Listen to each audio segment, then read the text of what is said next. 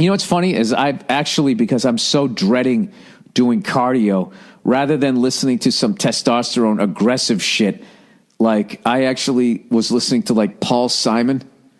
Like my cardio thing starts off with Something So Right by Paul Simon, which when you really listen to that song, I should look up the fucking, my internet doesn't work down here. The fucking lyrics are really annoying. He's like, when something goes wrong, I'm the first to admit it. I'm the first to admit it, but the last one to know, whoa, right? So he's already said, like, you know, hey, if there's something wrong, like, I'm the first one to admit it. I just never know what that is. I don't know if fuck you, Paul Simon, you cunt. I hate when people do that. You know what I mean? They just, they fucking say that they're an asshole, and then they take no responsibility for it because, hey, man, I just don't, like, it's hard for me. It's just, like, hard for me to tell when I'm being a total selfish douche. Come on, Paul, you know that, okay? If you can do a fucking sound check, okay, and you can hear that the horns are too far down in the mix, you can't tell me that you can't be in a car with somebody else and not hear that you're being a fucking asshole. You know?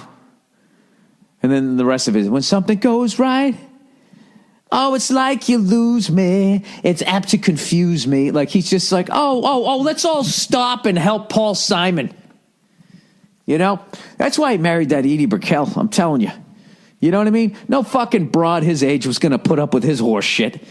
He had to find some young chick that was still fucking wide-eyed, you know, slightly confused. What I am is what I am, and what you are or what we are, right? She didn't know what the fuck. She didn't know which way was up. Right? Goddamn oversized sweater. Fucking walking around. He fucking shows up like, I mean, if something goes wrong, I'm the first to admit it, but yeah, I never seem to know. I'm like the last guy to know. Oh, Paul, you're a nice person. Right? Next thing you know, he's behind her, just banging away. His fucking toupee slapping off the back of his head. Right?